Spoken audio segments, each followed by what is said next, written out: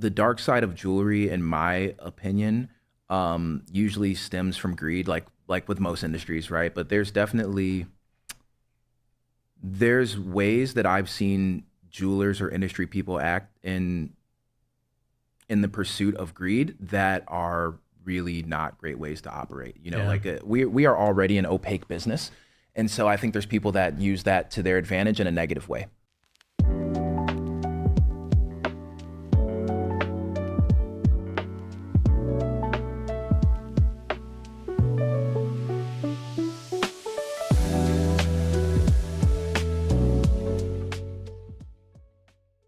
Welcome back to the Scorpion Nest podcast. This is season 1 finale. And if you're a new listener, a new subscriber, make sure that you hit that like and follow button, help the channel grow. I had to bring back one of my good friends, Ren Thompson, because so much has changed since, episode 5, Ren? Something like that, yeah. Yeah, a lot going down on the row, as we call Wabash Avenue down in Chicago. You and I both really grew our private jewelry businesses a lot this year, and just a lot to talk about. So we're going to get into some more of the nitty-gritty, the deep conversations of entrepreneurship, building a jewelry brand and business, and all things Chicago. So welcome back. Thank you, man. Thanks for having me. It's been a year. Yeah, it's a lot of growth. We were just talking before. I think we tripled our following on social this year, and really hitting a good stride on YouTube. So it's amazing what you can do with consistent content and quality studio time. Shout out to Chicago Podcast Studio. Yeah, love this place. All right, let's jump into some hot topics here. Are you seeing a big move to the private client type of business for jewelers, or is there still some value in having like a retail space? Yeah, I mean, obviously I'm biased because I'm a private jeweler, right? But I think just in general, with most businesses, you're seeing a shift to the more private experiential type of businesses. So a private jeweler is like exactly that, right? And so for the jewelry industry, for sure, I've seen it be a big jump this year with the with a lot of brands or big companies kind of just going the big box retail playbook, if you will. A lot of consumers want somebody with a little bit more of a touch, in their business, and that's been huge for my business. I mean, I've dramatically grown my business this year, and that's been huge for me that people value, that private experience. Yeah. So walk me through, because when I had you on last, I think you were working for a jewelry manufacturer. Yeah. Talk to me about those decisions that made you want to take the leap. You know what, man? I did some math at one point in the last year and realized that in my career, I'm coming up on 750,000 pieces of jewelry that I've overseen or directly made. And that sounds super impressive. And I look at that and that's a cool number, but I realized that I almost never got to see that jewelry go to the end consumer. Right. And I was like, I'm missing out on literally an entire, aspect of the jewelry industry, an entire reason for doing it. And so I had always done the private jewelry thing on the side. And the last couple of years, it reached the point where I was like, this could be a viable business. And so this year, just the stars aligned. And I was like, I'm going for it. Yeah. And decided to make it my primary business. And it's been, I can't go back. It's been amazing. Yeah, that's a good point. We talk about it a lot, where half of the reason to do private jewelry is part of that emotional connection to the customer and that story that you're telling with the piece of jewelry and celebrating the best parts of life. And for you to miss out on that, it's like, why are we even doing this? I mean, at some point, no matter what job you're doing, it can't just be about the money. Yeah. I think that's a huge factor in going private. You look at our generation, like the millennials, and it's been happening for really ever since we started getting buying power in the market, is that we've craved more experience and less transaction. Yeah. And not to say that different generations don't want that or can't enjoy that, but it's a large demographic, and they're really dictating how the market has shifted, alongside with both the real estate market changing, taxes, tariffs, inflation, all of these different factors kind of led to this journey that both of you and I have taken of going private, because you and I both have a lot of friends downtown that are paying 10, 15, 20 grand a month in rent for retail space just to have it get broken into, sitting on $500,000 in inventory. Yeah. And that's a lot of risk. Yeah. It's what I think we're watching right now is we're watching history repeat itself. When you think about our parents or our grandparents, they love the concept of like, hey, I got a guy. When I go here, this is the person I buy this from. This is the person I do that with, right? Yeah. And our generation, we've been hit so hard with online shopping that, you know, that's fine and all, but for some of these bigger purchases that we're making, some of these bigger decisions that we're making in our life, we want the same thing. We want a guy, we want a person, somebody who's going to walk us through it, somebody we have a lot of trust for. And like jewelry is just a great example of that. I mean, for most people, an engagement ring is like one of your biggest purchases of your life, Right. you know, or one of your first big purchases in your life. And so there's a high degree of trust that needs to be, you know, established to make that work. Definitely. What's been your biggest hurdle this year as you transition to 100% private client? You know what? Entrepreneurship is super fun, man. And I've always loved entrepreneurship. And my biggest hurdle, honestly, was, I don't know if there's one that was just like a giant hurdle, but one thing that I've kind of battled with this year is just really getting down on my processes, right? Like I really believe in the experience. Like when any good business, I always look at the client experience and work my way backwards through the business. Right. And so when I look at what I want the ideal client experience to be in my business, it's a really high level of service, right? And so working my way backwards from that, there's a lot of issues and things that come up to make that possible. So just making sure things are consistent, you know, that's probably the biggest challenge is consistency always.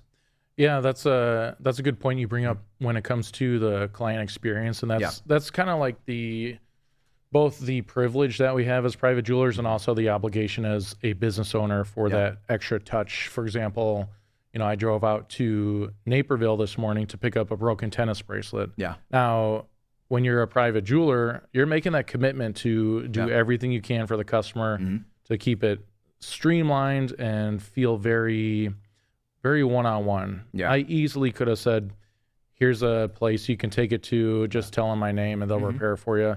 That's a little impersonal. And when you're spending upwards of thousands of dollars on a piece of jewelry, you better believe that, you know, Thomas K. or Wren Private Jewelers are going to come pick it up and handhold you through the whole process because that's what you paid for.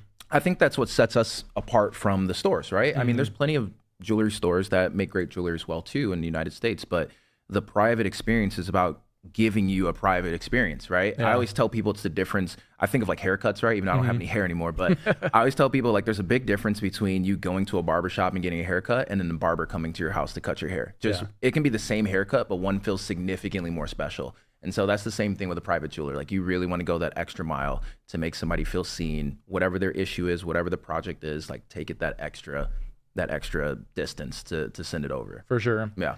I've been having a lot of conversations this year with people just in networking, and the term private jeweler seems to still be something that's foreign to a lot of people, which is crazy because, you know, you and I live it every day, but then you go out and talk to the public, they're, what's a private jeweler? What does that mean? And I think they're just like curious as to what they're missing out on. Yeah. Do you deal with that a lot in your networking? Yeah. 100%. When I'm actively networking and I bring that up, because the first thing people ask me when I say I'm a jeweler, right, is they go, where's your store? And I go, I mean, I have an office. You can meet me in my office, but I'd rather come meet you. I'd rather set up a really private experience, right? And so anytime I'm doing like my discoveries, like the first question I ask is like, have you worked with a private jeweler before? And it's like 99%. It's like, no, you know, and then we start going into why I think that what I value about my private jewelry business and why it's very different than you walking into whatever jewelry store you have. Yeah, if a customer's looking for convenience, there's 100 jewelry stores you can walk into and get what you're trying to purchase. But for those that really do want that extra touch, I think it's very intriguing. So, you know, when we explain to these folks why we chose to be private jewelers, it makes so much sense. They're like, why would you want to pay that much in overhead? And why would you want to pay for security services and all this stuff? It's like, they find it very attractive and intriguing when I say, oh yeah, I can meet people in hotel lobbies or in New York, or I can go to just a different business, Italy. You know? And it's not much different than it's in terms of the bones of the business. It's not much different than like a jewelry store, right? Like to your point, like I also have overhead. Maybe my overhead is different. I have security needs, you know, and security risks and things that I do.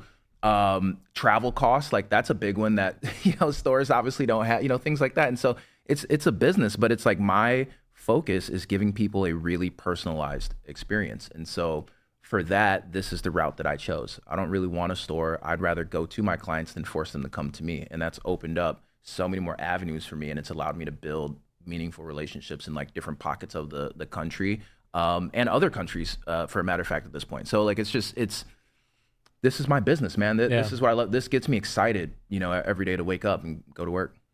Yeah, we have a plethora of jewelers downtown and in the suburbs that are all business owners, but they all run different businesses. And it's neat because you and I are part of a couple organizations, whether it's the Chicago Jewelers Association or Women's Jewelers Association, and we're talking with our colleagues, and really the people that want to learn and grow are the ones asking questions, and the other ones are staying in their store and just not learning and adapting. And the exciting part for me is when I get with a jeweler and they go, how'd you do that? Like, what's your process? How are you keeping track of your customers, or how are you shipping this type of jewelry, or what are you doing to get that type of content out there and stuff like that? Like, that's exciting because we can all come together and help each other as jewelers. Yeah. And there's plenty of meat on the bone for everybody. I want to ask you, because something that I've been focusing on this year is kind of like my target customer, my target audience. Yeah. Did you drill into that a little bit before you decided to go into private? Yeah, big time, man. Like I have, we are both private jewelers, and I think that we service, a couple different clientele, right? And like I made a very conscious decision about who I think my target audience is and how I want to service them, and I think I probably have two verticals, right? I call them kind of my young professionals. And so those are, generally, if you want to put like a demographic to it, call it people like in their mid 20s to maybe mid 30s. Yeah, they are, they have a little bit more disposable income. They're usually getting married around that time, right? Or they're starting to explore jewelry, watches, whatever it is. And so I have a service to work with them and give them a really nice experience, right? And then my other vertical, which is a very different vertical, right, is what I would call kind of like my high net worth individuals. And like, these are people that know the exact type of service they want. They want somebody to be creative. They want somebody to make them like the best. And so they get an experience, with that. And I've found that they work really well together because I can service both in unique ways, but it's still very consistent with my process.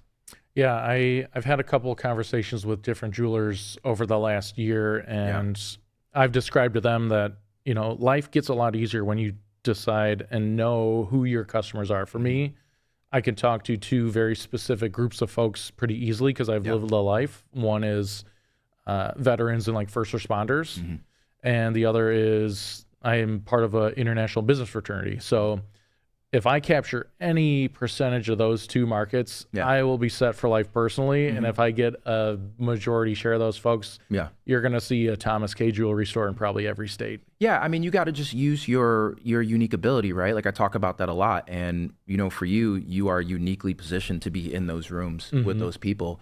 So take advantage of that, right? And if you believe strongly in your business, then you should be talking about that in those rooms. And I'm the same way. In my rooms, I do a lot of mentorship. I work with a lot of young people. So inevitably, I end up dealing with a lot of young professionals. Yeah. On the flip side of that, I have networked a lot, been around the States a lot. And so now I'm starting to see myself in rooms with these higher net worth individuals, whether it's business people, celebrities, entertainers, whatever it is, And again, I strongly believe in my business. I know the quality of things that I can produce and the experience that I give people, and it works well for both. I couldn't agree more. A couple of our colleagues have tried to be everything to everybody, and it's not working. It's never going to work. Yeah. And the ones that get it decide, number one, you need to tell your story of who you are. Yeah. Who are you? Who are you? Are you the sole business owner? Are you the face of a brand of multi-location businesses? Yeah. And then who are you speaking to? Yeah. You get those two down, you're going to have a lot of success in this business. And someone told me once, whatever cards you're dealt, whatever advantages you have in life, play those to the max. Yeah. This is not a fair life by any stretch of the imagination. Yeah. So if you have an unfair advantage in any aspect of life, go leverage that. Use what you got. Yeah. Don't be sitting there and like, oh, I just want to be nice and I don't want to like, no, go get it, One brother. thing we talk about a lot, and this is like one of my biggest pet peeves, is I'll talk to jewelers and I'll be like, we always say how's business, right? Yeah. And so I ask a jeweler how their business is and they're like, oh, it's not so good. this is going wrong, that's going wrong. And I'm like, okay, well, like, what's the plan? And they don't really have a plan. And that's where I look at it and I go, okay, well, you're not even doubling down on your strengths right now. Like you're kind of just waiting for the business to come to you, which is never going to work, And so that, to your point, like I try to use what I have available to me and work that way, right? And I have mentors in my life and people I trust, people I talk about business with, and they motivate me to take advantage of that as well too. And that's, like I said, that's dramatically grown my business. This went from being kind of a side hustle that was making pretty good money for a couple of years to now it's like, oh, this is very solid business, and just in terms of what I know about other businesses and what I know about my business right here, it's a very strong business compared to your average small business, if you will, in the United States. Yeah, it's very powerful to have that clarity. For me, I have enough work to keep me busy for the rest of my life because my mission is I want every single service member and veteran to know that I should be their first place to go to when they're looking for jewelry, and I want every single fraternity brother to come to me, and it's going to take me years to even get the awareness for everyone to even think about choosing me. First of all, you go to another jeweler and they don't have a plan. I mean, you cannot wait for referrals to bring their kids and their grandkids and hope that 30 years of you gotta stay alive for 30 years, man. You got to stay top of mind in this business, man. So if you don't have a plan, best of luck to you. Yeah, man. I'm curious for you. I know we've talked about this before, but my interpretation of jewelry stores that service military men are like stores that are like near bases, right? And candidly, I've heard mixed things, about them. And so I'm curious, when you jumped into your business, how did you feel? Like, what do you feel is your advantage when, effectively competing against some of those people? Yeah, I think I have a unique resume where I was in the service long enough where I built enough rank and responsibility that if I tell somebody what I did, they go, okay, so this guy wasn't just like 4 years and got out. Like he actually done something in the service. Yeah. And also my business background. I've got 2 marketing degrees, been in corporate for a decade, and have a personal passion for like finance when it comes to the personal side. So part of my job in the military was helping my soldiers not get in debt and buy that 39% interest rate Corvette and all that jazz. So when you talk about these like pawn shops and jewelry stores outside of active duty bases, just trying to, oh, here's 10% off, and I'm hoping to capture that government check that you're collecting, like that makes me want to throw up. Like I want to talk to these young cats that are serving the country, be like, look, here are some options that aren't going to break the bank. It's going to be a lot more meaningful to your significant other when you purchase through this way. And not only are you helping a veteran-owned business, but I do a lot of philanthropy too. So some of that money is going to other veteran charities to help other veterans. So there's so many layers to this chain where it's not a transaction and more of a relationship that it just makes a whole lot of sense for everyone on each side of the table. It's funny you brought that up because I look at that the same way when I deal with athletes and entertainers. There's so many jewelers that find their way to connect with athletes and entertainers, and they're just there to evaporate money out of their pockets, right? And it's not always the best jewelry, right? And so when I deal with athletes, like I had a football player that was trying to work with me a couple years ago, and he was looking for a particular watch. And I was pretty honest with him. I was like, this is his first ever watch purchase. And I said, okay, man, I'll get you the watch you're looking for. But his reasons were all off. He's like, this is an investment. This is this. And I was like, this is not the watch. Bro. That's an investment, man. And like I said, I won't name the watch or anything, but I tried to steer him in a better direction. And he thanked me later on because, eventually went to sell the watch, and he understood. He was like, okay, this was a much better choice. But there's a lot of jewelers that just take advantage of people in those positions because they're ignorant to it, right? And my goal has always been to give a quality service that I stand by. My name is on my jewelry. My name is on the box, right? And so if I'm going to make you a piece, it's going to have, there's real value in the piece that I'm making you. If I'm going to find you a watch, there's real research and real thoughts behind like why I believe this works for you. Yeah. That's a great point. You do good business to prolong that relationship because the longer the relationship, the more money that's going to come into your pockets just naturally. Because they trust you and they like you and you're not steering them wrong. People feel good about the transaction, man. Yeah, you want people to remember you and how they feel, right? That's a basic business principle. And a lot of these jewelers are out there getting the one-off transactions. Like, oh, I made 10 grand on this flip or whatever. I mean, some of those big, you're talking about like athlete chains and stuff. They'll make a ton of money on it. But the real issue there is that, to your point, I'm trying to be in this industry for decades. I'm planning like a 30-year career right now. Right. I already got my exit strategy 30 something years from now. There's some jewelers that are just trying to get rich as fast as possible. They don't really care so much about the quality of the jewelry they're making. They're not really trying to build a legacy. And you and I have talked about it a million times. Like, I'm very much going for legacy. So if that means I need to sacrifice a few percent now to build a lasting legacy in the future, I don't care. Yeah, I'm doing just fine. It'll be okay. And so that's been my biggest goal. So let's go back to, we talked about, I think on the first episode, you had just gotten the presidency for Chicago Jewelers Association. And I know, being on the back end with you, that there's been a lot of rebuilding. So in 2026, as it approaches here, what are some of the things that you're looking to implement, and what can we as jewelers look forward to from the organization? Yeah, man.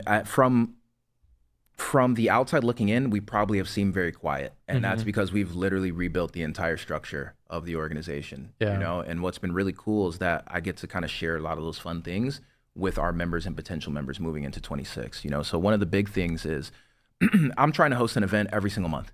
Some are going to be big, some are going to be small, but they give you opportunities to interact with other people in the industry. On top of that, we're bringing back the scholarship fund. Very nice. We have a great scholarship fund. I'm talking to organizations now. I'm trying to get young people involved in the industry. Jewelers love to talk about how it's hard to hire. It's hard to find people that are useful in the industry. Fine, I'll pay you to train them up. I'll put them through the effort to get them where they need to be, so we can start feeding our industry. Yeah, we need new talent in this organization and the industry as a whole. And in order to do that, really with any business principle, is how do you attract talent and how do you attract customers? You need to have a great offer, right? Exactly. So CJA, I know you're building your war chest. You're building new relationships with partners so that you can offer that value. Yeah. Things that are going to go a long way is that scholarship or work opportunities. I mean, you and I talked a couple years ago when I was transitioning into the industry, and it's intimidating. Unless you come from a long lineage or a family relationship, people don't know how to get into jewelry, and maybe they try some Etsy stuff or whatever. But if there's a dedicated program in one of the largest jewelry markets in the country, you're going to attract the best. There's a lot of things we're doing, man. Like, to your point about attracting the best, we're working with the Mahler's building, and we're working on a school right now. So like, we're literally building the tool chest right there. With that, we did a lot of rebranding. We have a whole new logo. We have a whole new website. Like, these are new things that I'm rolling out, right towards the end of the year here, because I needed to build up all of that through this year. I've brought on some board members. You know what I mean? Like, we got exciting stuff. And so going into 26, this is really a chance where you get to see all the work we've put in, and I'm excited to share it with my community members. And a lot of people, I get calls every week now. I'm getting emails. I'm getting letters from some people.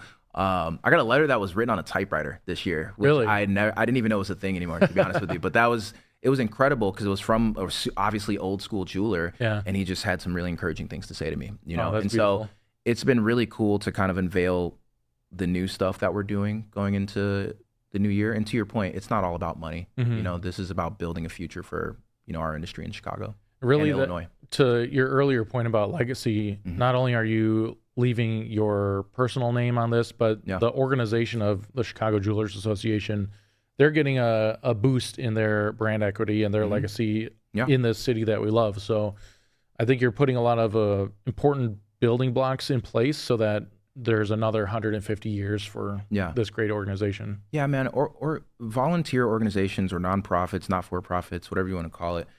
I believe that they are so essential to industries, but unfortunately, a lot of people aren't willing to put in the extra work, because a lot of people kind of think a little bit selfishly, right? And I understood, and a lot of the people that are involved with our industry, we understand that the future of our industry will not be in a good place if we don't put in the work now. And so we have to put in the work to even guarantee a future for what's next. Right. You know what I mean? And to your point, I had the same story. It was very hard to figure out how to get started. And then it took me probably longer than it needed to get the ball rolling, right? And so if I can fast track that for the next generation, like, who knows what that future is going to be? Otherwise, we're just going to get, swallowed by these giant corporations, and then everybody has literally the same exact jewelry experience, which like takes all the magic out of the experience. You know what I mean? Yeah. And people are getting, you know, recycled designs and a tired sales pitch and stores that look the same, just different colors. You know, like it loses all of the things that make our industry unique. And I think that's what we really need to bring back to the industry.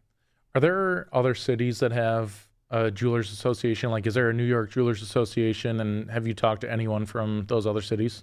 Yeah, they have different names in different places, and they have like varying things, you know.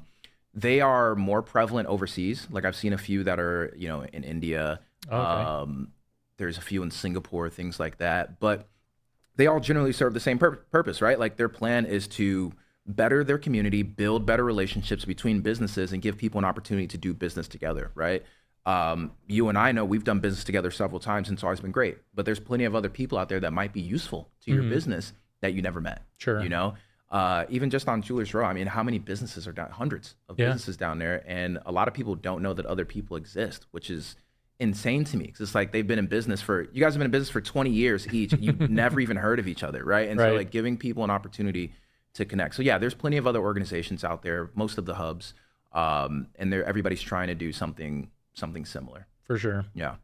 Let's switch gears a little bit and talk creativity. I know you and I are both very creative folks, and for the viewers and listeners that don't know us, I want to get into like, where do we get our creative inspiration? Like, you know, in jewelry, you're designing pieces, but you need to have that kind of like that mojo on the back end. So like, for example, me, I was a drummer. I played in a band back in high school, and we played shows all across, you know, the southwest suburbs for a couple of years. So music's very important to me personally.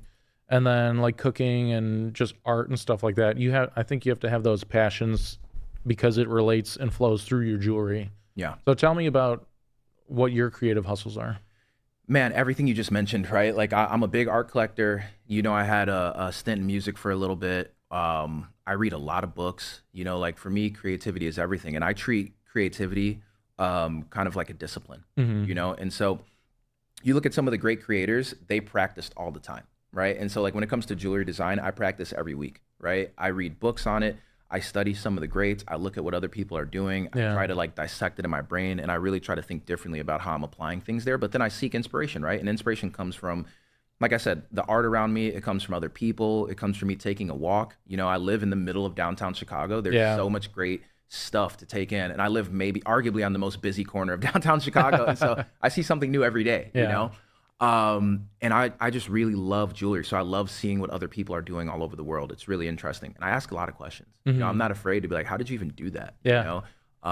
Even when it's jewelry, I don't particularly, might not be my style. I like understanding the choices behind putting that in there. And then I get a lot of inspiration from my clients, to be honest with you. Really? Yeah, man. I mean, part of my process is that I get to know my client, like the private experience, right? I want to know my clients. I want to know their motivations. I want to know what they love, what they're looking for. And that sends my mind wild, right? Like understanding the story we're going to tell through this piece of jewelry really starts to like kind of send my mind to different places. And then I kind of insert myself into that story, and I start to find like a little bit of a design language there. And that's helped me make some really cool stuff, or take some really complex topics and put them in a palatable package, which is jewelry. That's not just gaudy. Yeah. Yeah. That's one of the beautiful things about creating the custom pieces, is that you're taking ideas and experiences and emotions and packaging up into this little touchstone so that someone can tell their story.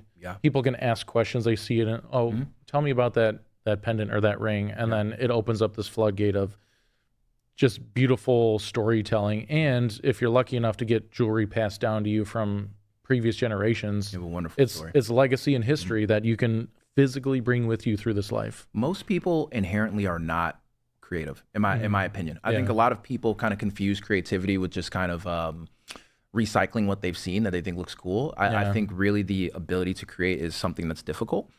And what I say is, like, with anything you want to be good at, you have to practice. So again, I practice literally all of the time. I practice things jewelry related all the time. I practice creativity from, sketching, drawing, music, art. Like, I challenge my brain to look at things differently literally all the time. So that way, when I learn your story, I can really bring like a good brain, good creative process to that. And then I help tell your story through it. And then to your point, when you pass that down or you show your friends or whatever it is, you have a wonderful story, and you can say why it's really cool that we made this choice right here versus that choice over there. Right. There's intention behind everything. 100%. Do you have any pieces over the last year that you've designed that kind of still live rent free in your head? Yeah, man. Do they have to be pieces that materialized into actual jewelry? Because there's a few times I designed some cool stuff. We can go concepts. We can go actual. You know, whatever. I worked with a few designers this year, and one of them he's become a great inspiration to me. He's a guy here in Chicago named Ron Louie. But we designed a couple of concepts. A few we're working on, but one that didn't go into production was I designed this ring for him, and his whole brand, like his brand color is like literally my favorite color, and we share a lot of similarities. So I designed this ring for him. It was this radiant ring. It was incredible. It was this giant radiant, like wrapped in all these like different details and things like that. And we didn't end up making that. We may in the future, but I think about the ring all the time, man. Like I've thought about just making it for myself, a few times.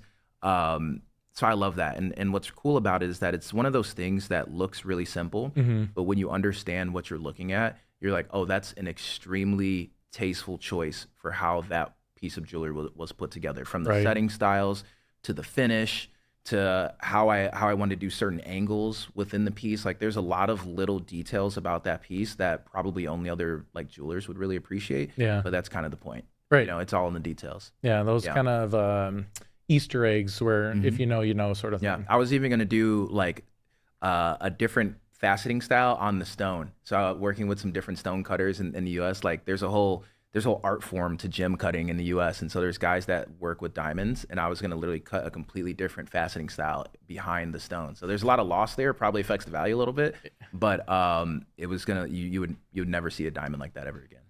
Yeah, I guess, I mean, the stone cutter will cut it however you want if you pay him enough. So, and that's the part about being creative. You don't have to work within the bounds that are presented to you where it's like, here are the 8 most popular cuts of diamond and that's it. Like, just think outside the box. It probably can be done. Yeah. And as long as money's no object, you can make whatever. The financial aspect is the big hurdle, right? But yeah, in jewelry, I mean, there's techniques that we are just now kind of getting into in jewelry that were not possible 20 years ago, right? Like one of my favorites is centering, which is essentially 3D printing in precious metals, and that's something that over the last 5 years, literally 5 years ago, was not possible. It was only used for industrial use. You see it in like the military. They're like printing plane parts and stuff like that, right? Yeah. Great business.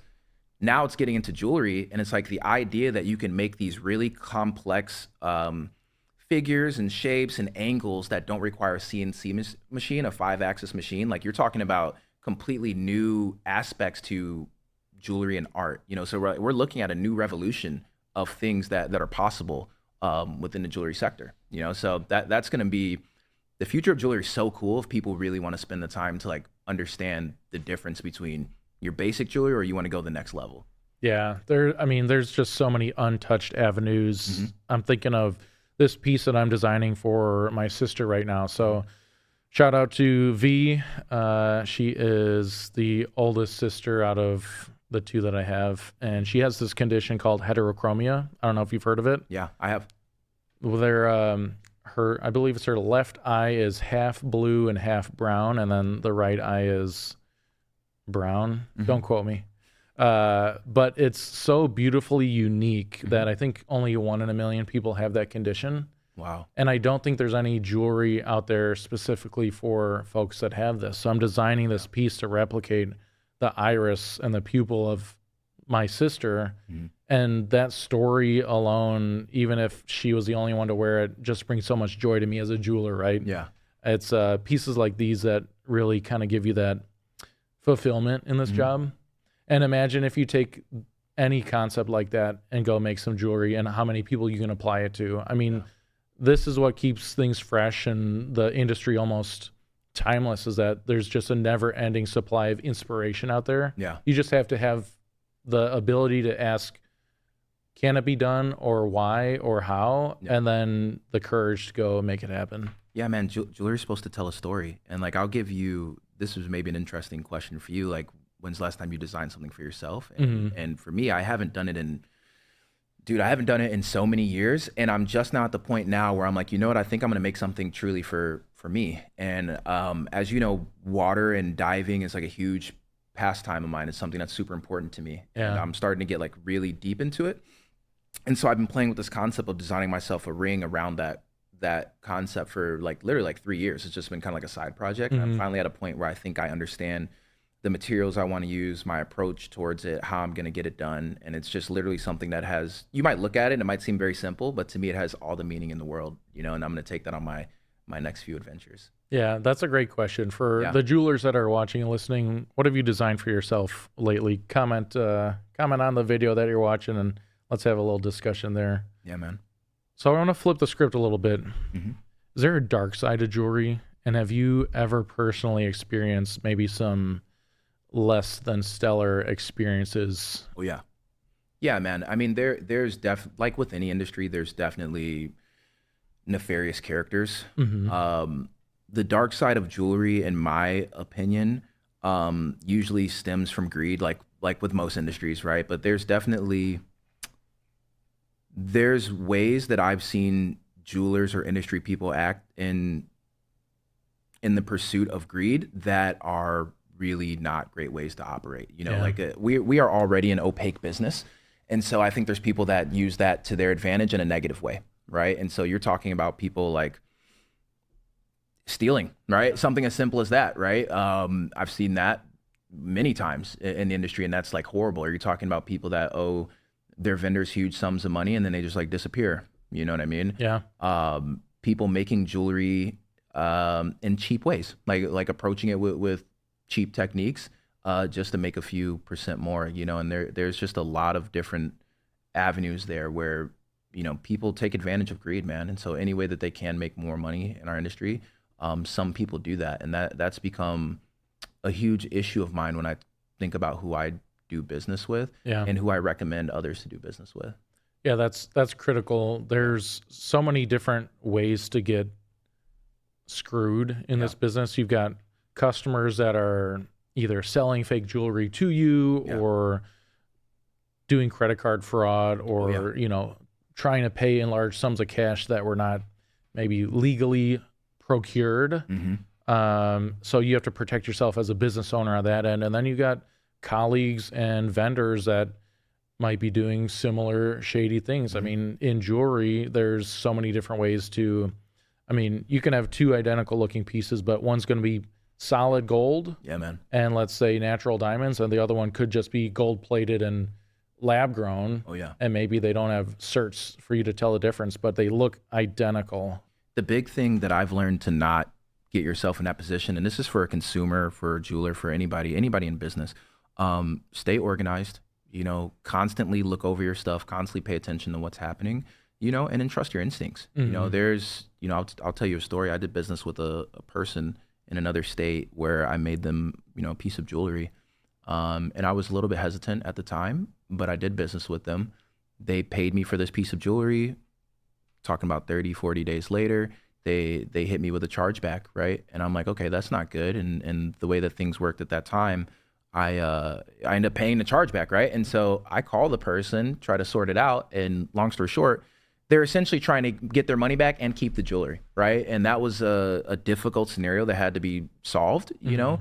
But had I not had the things in place that I did, I probably would have lost a lot more money. Still lost money, but would have lost a lot more money, you know. And it was stressful, man. And how many jewelers can just take that, you know, big sums of money just evaporating, you know, or customers not honoring their word. That's the tough part about this business, is that our product inherently stores value Yeah. through the metals and the stones and the heritage and story behind the pieces, where you can funnel a large sum of money into this small, handheld, easily transferable product, Yeah. and people want to take advantage of that. Now, on the flip side, like for me, you have customers that might be hesitant to do business with a private jeweler because they've never heard of that concept before. So, Yeah. for example, I designed this red cross pendant, right? Beautiful piece that has a story behind how I flew medevac helicopters in the Army, and I got in touch with a paramedic here in Chicago, and he really loved the piece, and he was kind of doing some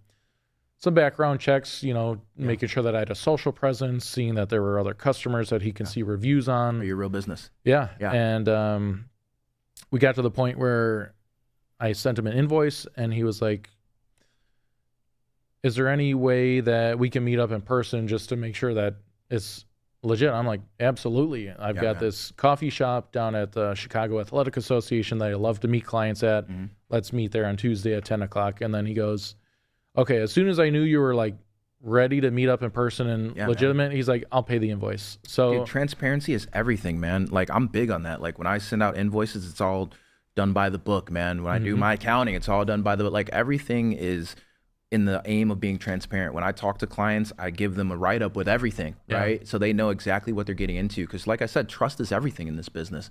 And like you, I'm trying to be in this business for a long time. And so taking the extra X% of effort to really make your client feel assured and give them something that they can hold on to will take you so much further than people trying to make a quick buck. And like, I've seen it enough here. I've seen it in other cities where people do the fast cash thing, and they don't last, man.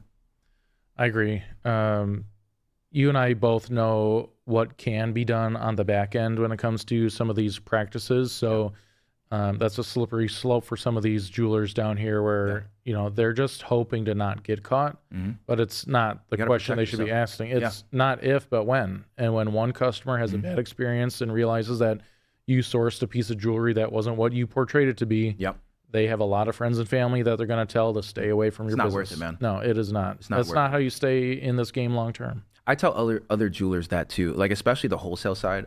Like, that's a big deal. For all the potential scams that consumers think they see on the consumer side, just as many on the wholesale side, right? And so like jewelers, it's part of the chain of command, right? Like, the goods that I'm making getting for my customer, it's my duty to make sure that they are exactly what they need to be. And that's from diamonds, gold, whatever it is. Like, make sure your stuff is what it needs to be. Because I've literally heard of hundreds of horror stories over the years of just insane situations. You know what I mean? That ultimately the only people they hurt are the consumer in the end. They hurt the jeweler, but you're ultimately hurting your customer base. And so by doing that, we're hurting our industry. And so I think the more that we police, ethical practices, the more that we will see the industry get bigger. Yeah. Yeah. You and I talked about this when I got back from Vegas this year, where there's so many vendors at the Vegas JCK show, right? Yeah, man. And a lot of those wholesalers want to move a lot of product to the jewelers and just get inventory on the market. Now, you and I have an attention to detail, and when I went and looked to this vendor for, let's say, affordable stud earrings, I took a look at it, and the gold was just not polished, not buffed. It just didn't look the quality that I could put my name on it. So I refused to purchase the good deal per se. And I think a lot of the folks out there aren't taking the time to understand that your name is on this from beginning to end and for years to come. So if you want to sling buffed up gold-filled jewelry and charge, I mean, let's call a spade, right? Like, there are people out there that are making crap jewelry, right? And they're trying to offload it and see people will move it for a quick buck, right? And again, that it just comes down to what your values are, in your business. And my value system has never been on, just like quick flip type stuff. Like, I want to make lasting quality jewelry, and again, it's going to cost me more to get it made to the quality that I need it to be. But that's the quality I stand by. That's the quality I put my name on, and that's, I have to sell it accordingly. For sure. Yeah. Let's bring things back down to Jewelers Row. So Wabash, the Loop, were both invested in the success of not only that specific geographic area of the city, but Chicago in general and all the businesses involved. What can we do to really ramp up the Loop? I mean, there's so many aspects to real estate and rent and restaurants and different activities for customers to draw them in so that they can purchase jewelry from unique people like you and I downtown. How do we get some life back into the Loop? Well, that is, if I had the perfect answer to that question, I would be mayor right now, right? Let's face it, doing business is a little tricky downtown, especially in the Loop. Just doing business with the city, right, is a little tricky. And so I think really the easiest way that we can start to support that and make it make sense is we have to work with each other, right? We have to be willing to lean on each other and kind of help, promote each other, bring a lot of interest into what each business is doing, support your friends. That will inevitably start to bring more consumers to the district, more consumers to your business, which will give you the real firepower to actually go to the city, the state, whatever you need to get the resources you need. I mean, it's really, really hard when, the overall, revenue streams are struggling. It's hard to go to the city and say, hey, I need this, this, and this, when they look at it and they just go, it's not our priority right now, And so I think the more that we lean on each other, the easier it is, and that will probably stop or limit the city kind of giving all of these bigger breaks and bigger things to just huge corporations that come in and they just kind of like gentrify and swallow the market, right? And jewelry is one of those things where, again, it's like, who wants that experience? You know what I mean? Like that's not a fun experience. I like the unique nuances to my business, your business, that business, and there's a reason why people shop with you versus me versus them, and that is that's something that we need to do and make it fun to shop again. Yeah, I mean, we've got guys like the skyscraper guy doing work over at the Pittsfield building, which is extremely exciting. You and I both love the cafe in there, and love the building. There's that little tobacco and gift shop in the lobby that I wish somebody would take over, because I'm like, man, if I could just buy a cigar or a pipe or something there, that'd be very nostalgic. You're bringing up a good point right now. That guy's a great example of businesses modernizing. Our industry is an old school industry, and we really have to kind of lean on each other to modernize our business, right? Like be online, be present, talk about why you matter, and you're going to get more eyes on your business. And that's part of the leaning on each other thing, right? If you got a cool event going on, I should be like, hey, check out this event over here. If there's something cool happening in my business, hey, check out this thing that's going on with Ren over here, and that will raise our visibility across the city, and you will start to see the dividends pay from that. Absolutely. Restaurants are a great example of that, right? Like a new restaurant opens, it's online, everybody's talking about it. Oh, we got to go check it out. They're doing this, that. I mean, in a simple form, that's literally just a business opening, and people are excited about it. Yeah. And so we can do the same thing. I think it just requires kind of a team effort. Yeah, there's a couple of newer food halls down on the Loop that have some good options, but do you have any restaurants that you wish would be downtown? I mean, I know it's tough because the business is very reliant on foot traffic and stuff, but if you get a business or a restaurant in there that has a big enough draw, I mean, people are going to come to it. So are you craving anything in the Loop? Yeah, man. More seafood restaurants. I'm a big seafood guy. Yeah. I don't really eat a lot of red meat, so more seafood restaurants. More taco shops. I'm a huge taco lover. What else can we do? You know what? I have a hill to die on. Here we go. I could use less generic Italian restaurants in River North and less 3-letter Mediterranean restaurants. Like that. I feel like that we've made that such a generalized approach to those cuisines when there's so much nuance in there, and I want to get into the nuance, and that's what makes it really, really interesting. There's a difference between northern and southern Italian food, right? So like somebody define that, So yeah, I just want to see more unique approaches to food in our city, and we have a wonderful food city. It's amazing. Absolutely. But there's so much food out there, and so it's like I want to try it all, Yeah. But selfishly, I'm a seafood guy, so more seafood. Yeah, I wonder if the business aspect would even make it possible to have like a Michelin star restaurant like in the heart of the city. Because you don't need a lot of people going into the restaurant every day, and if you have the draw, right, like you're going to be able to book it. It's possible. I mean, if you're talking about the heart of the city being just only the Loop, I suppose it's possible, but kind of the tricky thing is the Loop is not really like a nightlife area, right? And so when you go just outside of it, you see that, right? You got your West Loops, call River North if you want. There were some great ones years back in Streeterville. One of my favorite restaurants closed called True French Restaurant. Yeah. But yeah, I mean, you see it there, and so it just really comes down to people taking that chance. And running a restaurant is extremely difficult. And I mean, we know the stats, they don't all do so hot, you know? And so that's like, you want to talk about a gamble, that's like an insane gamble, but I appreciate all the restaurateurs that are doing it. And for my dollar, all the restaurants that have opened in the last, call it 2 years, they've been like really good, man. Yeah. Yeah. Have you had any conversations with either landlords or groups like the Chicago Loop Alliance on what their future plans are? Yeah, man, I have, without getting into the specifics, a lot of the groups that represent like general business, they want to see more businesses opening in these neighborhoods, right? Like I think there's so many online businesses that have opened in the last few years where people can work from their house or whatever it is. They want to see more people kind of coming into these spaces to then try and draw traffic to these spaces. So Yeah. like the Loop Alliance feels definitely that way. I think their priorities are probably more towards some of the larger businesses because they represent large buildings, right? Sure. But like even talking to the Mahler's building on Jewelers Row, Scott, awesome guy there. You know, I really like Scott a lot.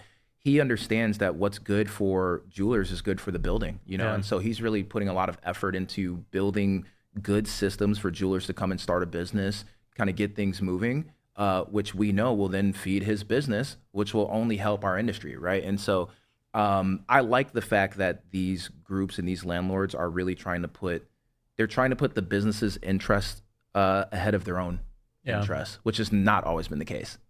I think the Loop needs a heavy investment in brand and marketing. For example, I'm thinking of one of our colleagues, Ethan Lord. You know, they're on the second floor over at Five Beautiful South. store. Beautiful store, great people. But what I love about them from the marketing perspective is I see their ads on Instagram, and the type of ad they run is, let me show you how to get into our store. Yeah. They're on Wabash with the Jeweler Center sign behind them, and they go, follow me, and they walk you from the street level all the way up to their store. Yeah. It's simple, effective, and I see their ads all the time. And much love to Ethan Lord. Yeah. You know, there's no it's a no great competition, business, but man. Yeah. things like that. I mean, how many businesses are in 5 South or 29 East that nobody would even know exist because they don't even know you can go up there?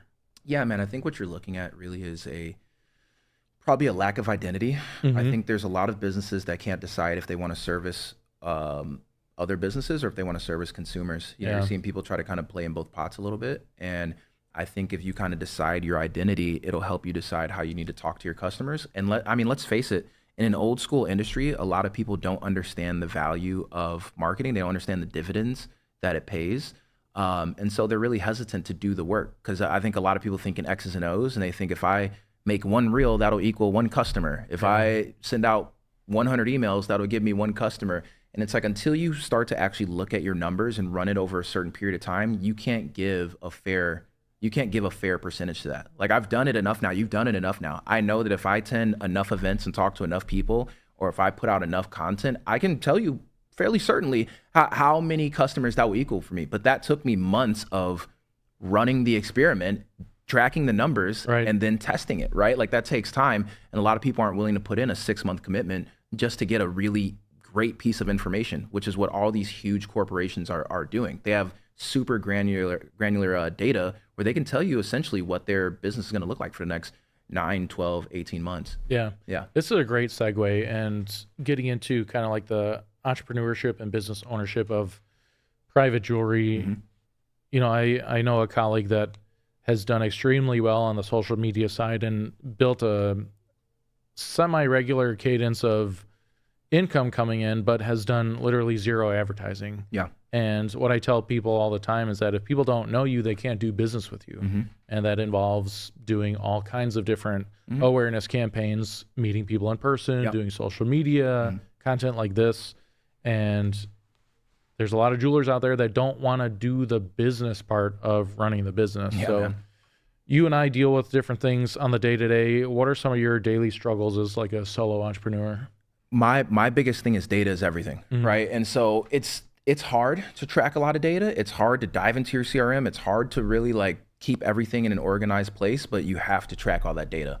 And that, to me, I think is the key to growing to any business and understanding what is useful data to track, right? Not all of it's useful, but like, it's very easy for me when I sit down with other business owners and like we get, on the topic, I ask them like, where does your business come from? And sometimes they don't really know, right? And it's like, I can tell you right now, of all the things that I can do on a weekly basis in Chicago, I know which things generate the most business for me. And so those are the things I try to double down on, right? And then when I have ideas, I try to make sure I can take a fair swing at whatever that idea is, right? And so the data is everything, man. So that is something that you have to do every day. It's going to be a daily battle. It's going to be daily work, and you got to just do it, man. Outreach, right? For example, like I reach out to people all the time, And it's not even necessarily like we need to make jewelry, but it's like sometimes I just want to start a conversation because that's useful for me to know what people care about. What are people looking at?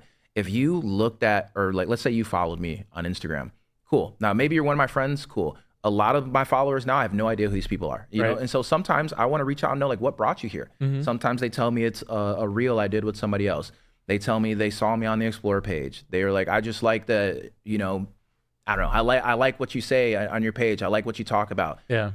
You know, but I ask those questions, and a lot of people are afraid to like actively engage the people that are engaging with them, to understand what matters. And that'll tell you so much. If I engage with your page and you ask me what I like, and I was like, man, I just like that you film reels, and like 50 people have told you that, why would you not double down on more reels, right? Absolutely. Like what's the data telling you there, you know? Yeah, that's something that I've seen other entrepreneurs be very hesitant about is the outreach. Yeah, man. And then also the type of outreach. So there's people that'll be like, oh, you know, I'll hide behind an email. Oh, I sent an email to like 100 people. It's like, well, half of those are in the spam. 25% of those are that's the thing though, read and ignored. That's the human thing, man, right? Like we live or we work experiential businesses.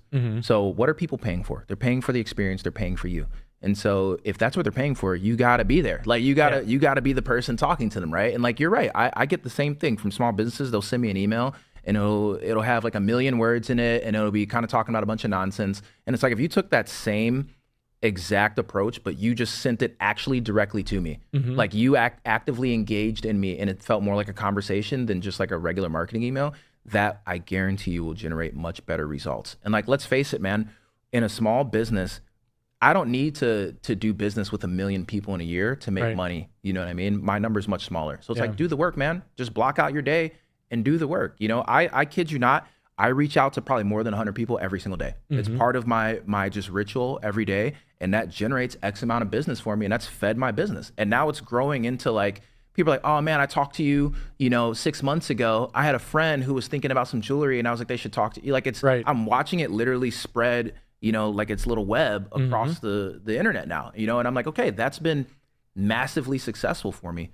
Why would I not keep doing that? You and I were just talking about this probably 2 days ago about LinkedIn, and I downloaded every single LinkedIn connection I had and sent everybody a direct DM, told them what I was doing, what I was looking for, and asked them how I could help so that I can provide some value. And here we are months later after I sent out those DMs, and I'm getting people, you know, just logging back on or checking their messages. I can't believe I missed this. Hey, how are you? Love to hear from you. 99% of the responses I got were, so good to hear from you. Like if you have any hesitation as a business owner for reaching out, delete that from your brain. Dude, and it's not just, you know, like I said, the human side of it is like you're a little scared of like, what are they going to think? I don't care. You know what I mean? And the flip side to that too is by you reaching out to your potential customers, you should also be reaching out to other people or businesses that you respect that, you know, you might be able to pick up something that you never knew, right? Like I'll give you a great example. There's a guy that I knew in London, or a guy that I'd followed in London, a jeweler, and I loved his story. His name's Chiefer. Shout out to him. He is such an awesome jeweler, man. I love the way he approaches business. I like how passionate he is. Dude, I've been following this dude for years, man. And I shot him a DM like probably 2 years ago, right? Funny enough, he happens to be doing something online and catches a video of me talking, right? And then he goes to DM me and he sees my DM and we start going back and forth. He's like, man, I'm sorry I missed this. Like, we're shooting voice messages, and he's on the other side of the planet, right? And so we're talking on this huge time difference. And so that opened me up to somebody that I probably would have never had really good access to. And he gave me really good critical info that helped grow my business. And I'd like to think that I contributed to the things that he asked me about as well too, you know? And so, brother, we're in a digital age. Like you got to be out there, put yourself out there, and just not be afraid of what comes back. Yeah. For the people that are afraid, if they say no, now you know to not put your energy towards that person. It's a win-win. You get a no, okay, I'm putting energy towards these people, and you get the yeses, then you just got 1, 2, 3, 5, 10x. All data is useful, man. And so even if they say no, you taking a moment to maybe analyze why they said no might reveal some things. Maybe your approach was a little bit too strong. Maybe you should have approached it a little bit differently, or maybe it's just like, that's not my target customer, but you're learning about your business, and that can only help you. For sure. Yeah. Well, we're getting close to the end. And I want to end on a very hot topic. And you and I are both very attractive, funny, Don't make me blush. smart, humble guys. And dating as a solopreneur is a unique challenge, I would say. Yeah, man. Are you having any issues balancing dating and running your business? And talk to me about that. Yeah, man. Dating has been hard, to be honest with you. The last year, trying to balance both has been really tricky, right? Because right now, if I'm being honest with you, my first focus is my business, right? And so growing my business, wanting to get things to a place where I need to be, has been my primary focus, And so the idea of building a meaningful relationship with somebody, as much as I really want it, and I'm like trying to seek it, there's a lot of unique challenges that come with it, especially if you want to date like another entrepreneur, then it just gets compounded, right? And that's been kind of my experience a few times. So yeah, man, it's hard. I think right now I'm kind of taking a break for a little bit. This is a busy season. I know what I need to do for my business, and I know kind of how thin my time is right now, and so it's not even on the table. But I mean, I'm open to it. I'd love to find somebody. I think like anybody else, you want to find your person. For sure. But yeah, it's really hard, really, really hard. What about you? Yeah, I'm at a point in my life where I'm being more intentional with who I date or who I want to spend time with, and I'm also being very, very directly honest and open up front at the early stages of the relationship. So to your point, like the business is a priority because I have certain dreams and goals on this planet. I've been telling my friends and family for probably closer to a decade now that I'm moving to Italy ASAP. And in order to do that, I have to build a significant business. So that might mean working on weekends or working late into the night. So having been on the apps and all that jazz over the years, there's the standard partner that has their 9 to 5 and they just want someone to come home to and watch TV and get a dog and go through the life stages, and that's great. But for me, I need somebody that's, number one, going to understand what being an entrepreneur means, and number two, be down with the vision. So transparency is everything, man. Like I think that's the key to, transparency and communication is the key to any relationship, right? And so I understand, like I said, all the challenges that I have to deal with day to day and the things that happen in entrepreneurship. And I think I try to communicate that with the people that I've, dated or tried to date. And like I said, sometimes it works, sometimes it doesn't, but it's very hard. It's a strain on both people, right? Yeah. You have to remember there's sacrifice on both sides of that. And as we get a little bit older, I think people don't necessarily have to be open to that sacrifice, right? Especially if there's somebody that has options, right? So they might find something that works better for them. Yeah. So you have to be okay with that and just keep the main thing, keep steering towards it. And I believe that love will find you, a partnership will find you. Yeah, I'm 100% on that track. When the right time is the right time, things will align. And until then, you just got to know that you're on the right path. Keep showing up day to day. Yeah. Putting in the work, and that consistent drive and effort every day is going to get you to where you're going a lot faster than just hoping to go from 0 to 100. Yeah. Yeah, that never works. Yeah. Holidays are coming up. Are you going to any special restaurants or bars, as we like to finish the episodes on talking about our favorite joints to visit? You know what, man? Probably not. I'm so busy right now that I'm kind of just like, I'm under a rock just grinding. You know what I mean? For Thanksgiving, luckily, I have a few clients that have invited me to their homes, and I know one of them, they cook everything from scratch. So I was like, I gotta stop by and see what that's about. For the Christmas holiday, I haven't even made it that far yet to figure out what I'm so shamelessly, I haven't put up decorations in my house yet, and like I kind of want to, but I haven't done any thoughts about Christmas yet. So when I get there, I'll figure it out, but I have no idea. I have a little ritual that I like to do in the wintertime. I think on an earlier podcast we talked about my summertime ritual of having coffee on the river and whatnot, but in the winter, later in the evening when it's quiet and you get that really calm quiet here in the city when snow is just falling. Yeah. I like to go over to the ice rink over by the Bean, and I'll grab a hot chocolate with a little peppermint schnapps. Yeah. And warm you up from the inside. Like a Hallmark movie thing going, man. Yeah, I like that. I like to reflect on the year, you Yeah. know, and get ready for what's coming in the next year, and just a hot beverage and that cold, calm, quiet of the city of Chicago, which is very peaceful. Mine's different. My thing that I do, as you know, January is down season. And so January is usually when I take a little bit of time. And my thing is I normally go somewhere tropical because I don't like the cold. Yeah. And I'll literally sit on the beach for like hours and just like stare at the ocean and kind of meditate, or I'll go out and swim and just kind of like get my mind right and reflect on the year. And, you know, there's a lot of learning and internal reflection that I do there. And I usually come back like a very grounded person. And like I try to do it solo if I can. Yeah. It takes you into like deep areas of your mind. Yeah, it's a great way to reset and get ready for the next adventure. Yeah, another trying year. Well, great to have you back on the show. Thanks for being bro. the anchor and the season finale guest. I appreciate it, man. I think we'll wrap it up and let's go grab a cigar. Let's do it. Thank you, man. Yep.